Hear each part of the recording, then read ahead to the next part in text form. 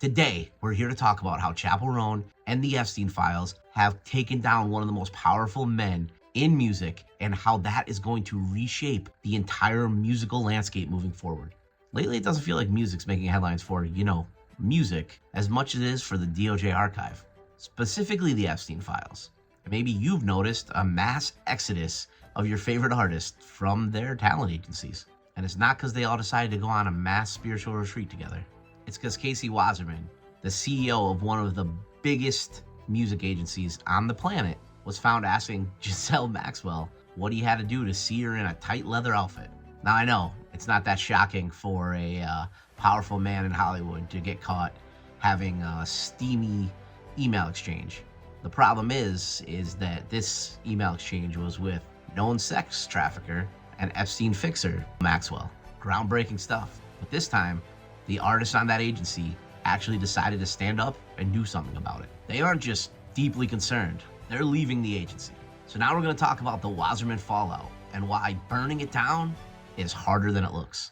And why Chappell Roan leaving isn't just a headline, it's a tactical nuke to the old guard of the music industry. So what actually happened?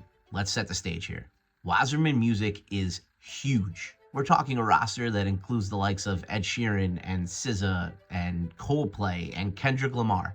If the music industry was high school, then Wasserman would be the table with all the cool kids that you were never going to get to sit at. Then, boom, the DOJ drops a new batch of files. And there's Casey, smack dab in them. Now, to be fair, I'm using that very loosely. He does say that he was only on an Epstein jet one time, many, many years ago, and it was for a humanitarian mission. Because nothing says humanitarianism like riding on a billionaire's jet. But it's those emails with Maxwell from 2003 that really put the flavor in the soup here. There's flirtatious banter, there's jokes about floating naked down a beach, and requests for massages, and a response something like, all that rubbing, are you sure you could take it? The stuff in those emails make you want to take a shower with steel wool. Wasserman's response, I deeply regret it. It was 20 years ago. You know, the classic, it was a different time defense.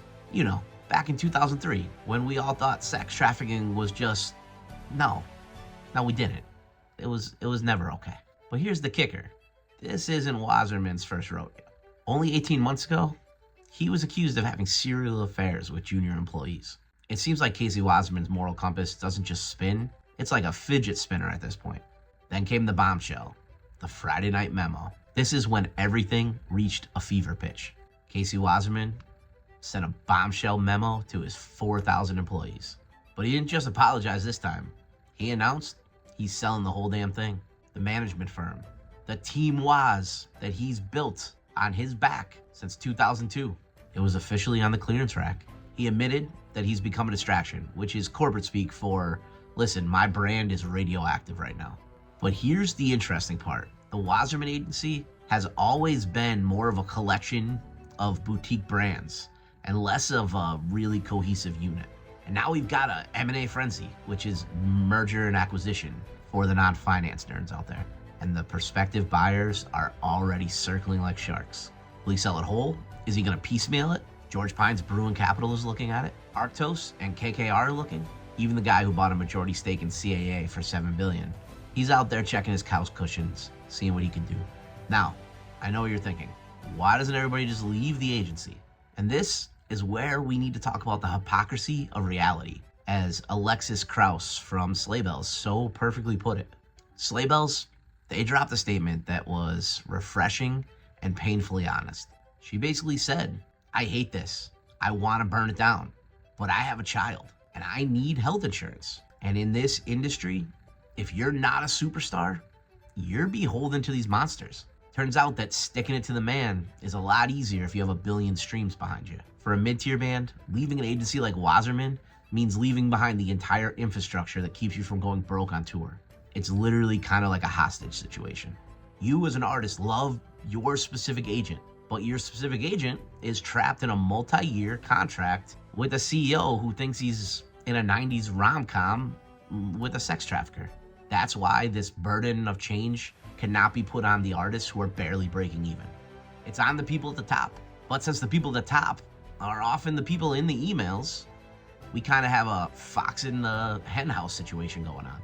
And speaking of the henhouse, let's talk about the industry gossip that makes this session look like a PBS documentary. Casey Wasserman is reportedly blaming longtime rival Emanuel for stirring the pot. Reports say that these two can't even be in the same room without it dropping 40 degrees. Casey doesn't believe that the outrage around this is real and that other agencies are just using it and pushing it out there to steal his clients. You see, Billie Eilish left Wasserman in 2024 after the serial cheating allegations, and she went to WME, Ari's agency. And Casey's always blamed Ari for inducing that jump. Yeah, that's probably it. Emanuel's secret influence really made the biggest pop star completely implode her agency team to jump ship to a different agency just to stay away from having your logo anywhere near any of her contracts. That's probably what it is. The irony here, the two of them are still in business together, Wasserman and Ari. You see, Ari's TKO Group is the official hospitality provider for the Olympics. And you know who the chair of the Olympics is? Casey Wasserman. That's right.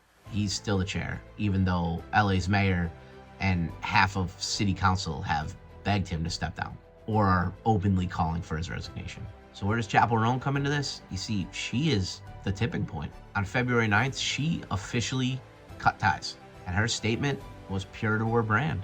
She said no artist, agent, or employees should be expected to defend or overlook actions that conflict so deeply with our own moral values. Now, to be fair, Chappell Roan wasn't the first to leave. The Best Coast, they were banging that drum early.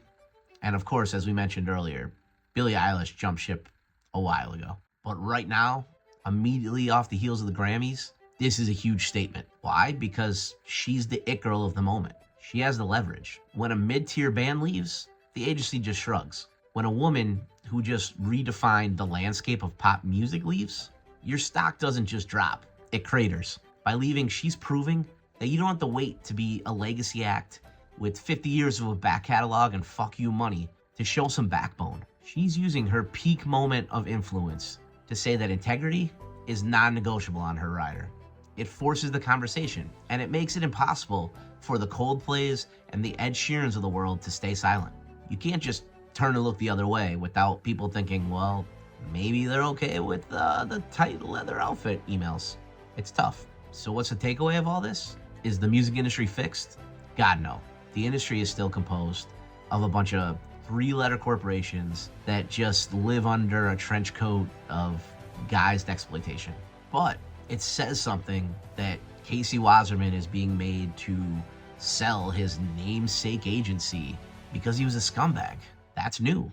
That doesn't happen often. The fact that agents are reportedly telling their clients that it's okay and even encouraging them to post publicly about the situation, that's a major, major shift. And if the business as usual mentality is dying at all, that's because of the artists. And that's led by people like Chappell Roan and Billie Eilish. They're looking at the dying agency and they're refusing to provide the CPR that it needs. Chappell Roan isn't the only one leaving, but she's sure making sure the doorknob hits them where it hurts on the way out. And honestly, let's see where it goes. I'm going to toss it to you. What do you think that this means for the 2028 Olympics with Wasserman refusing to step down? Let me know if you think they're going to force him out or somebody's going to take over and how it's going to affect the Olympics and everything moving forward. Also, drop Chappell Roan's a badass in the comments below, because she is. Until next time, stay skeptical, drink some water, like this video, hit the subscribe button so you get content when it comes out. And if you have an agent, maybe you better start checking his sent folder, getting CC'd on those emails so you know what he's talking about.